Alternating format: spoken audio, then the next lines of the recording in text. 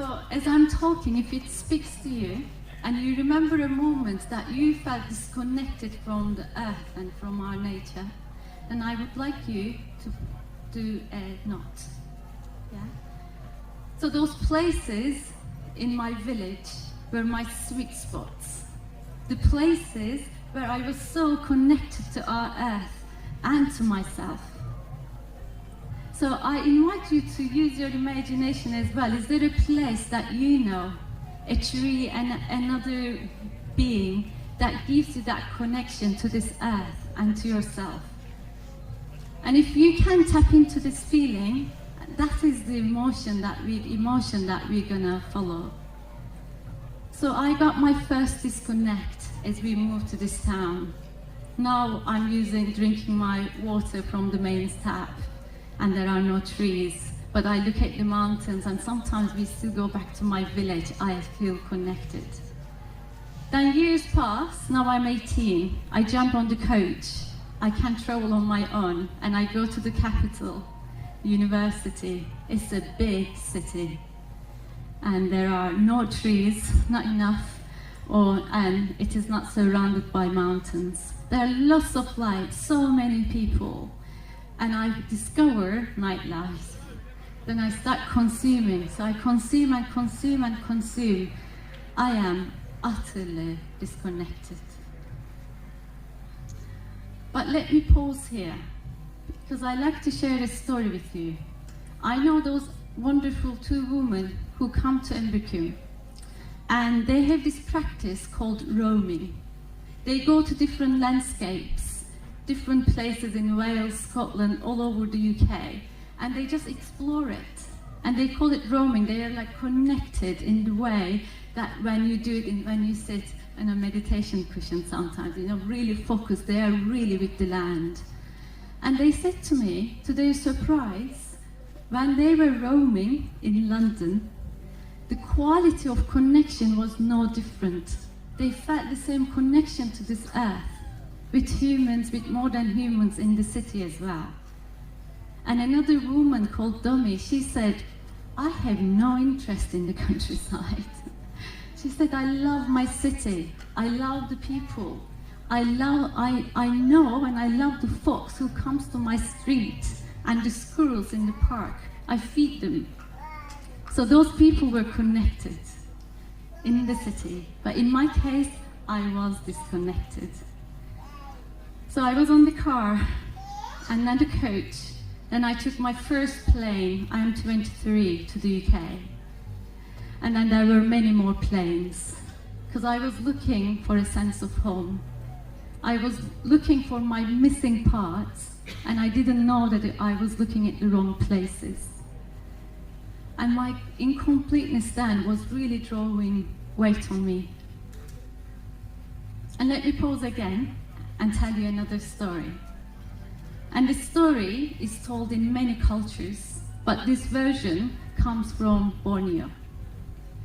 There was a village nestled in the heart of the jungle, and a young girl was born into a family where she was loved and cared for. And as she was growing up alongside other children, at some point she realized she was a bit different. They all looked very whole and complete, fully formed. But when she looked at herself, she was formed on her right side, so she had the right eye and the right face and the right arm and the right leg and the right foot. But there was nothing on her left. So the difference between her and everyone else started growing in her even more as she was growing into a woman, a young person. And one day, just feeling really despair and depression, she decided to leave the village.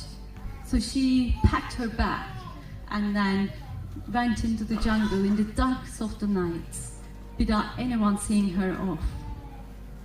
And she walked. She walked for days and weeks and months, and she came across new settlements, new people. She picked up on jobs, she learned new skills, and she started to explore life in a way that she never did in her little village. And she had developed this knowledge about herself and about the world. And she was also having a lot of fun. But that incompleteness was still in her. She still felt that not being enough. And one day, she's sitting by the river bank, looking at this magical being, the one who gives life, holding her desperation in her heart. And in the distance, she notices a figure. And when she looks closely, this person is walking towards her. But to her surprise, this is another half-girl. But unlike her, this half-girl developed fully on her left side. So left eye, left face, left arm, left leg, left foot. And as she jumps on her feet and starts walking towards her. And I know what you're thinking, at least some of you are thinking, is that as soon as they come close, they're gonna give each other an embrace, become whole, and they will live happily ever after. But that's not what happens. As soon as their eyes meet, a mighty fight starts. And they're jabbing each other's eyes, pulling their hairs, fighting, fights, screaming, and they even tumble inside the river.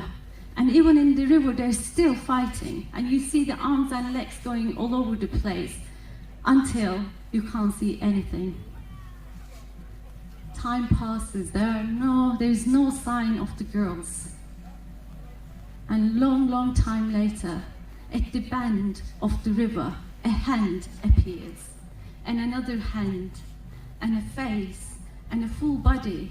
And there is a woman, a whole, fully, perfectly formed woman.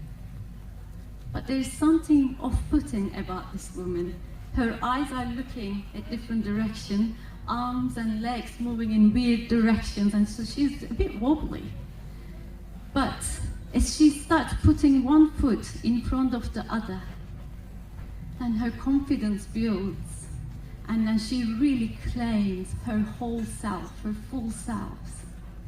And she starts walking again in the middle of the jungle, days and weeks and months. And one day she sees those lights twinkling in the horizon, and she follows. And soon after, she starts hearing some sounds. It sounds like a celebration. Music, laughter, children's sounds. And as she arrives, she looks like, this place looks familiar. Those people look familiar. And then she realizes this is her very village that she left a long time ago. And these are her people, her parents, her siblings, her relatives. And they say, come here. We've been waiting for you. Where have you been? Come, sit down. And they feed her, they kiss her, they dance with her, and they say, tell us what you've been doing all this time that you left. And then she starts telling one story after another. And as she shares her story of becoming, everyone finds some healing in her own wounds, in their own incompleteness.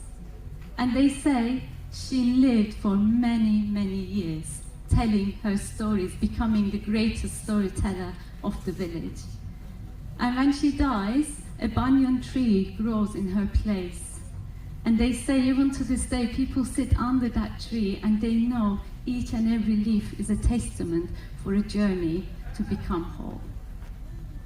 So that is the story of the half girl.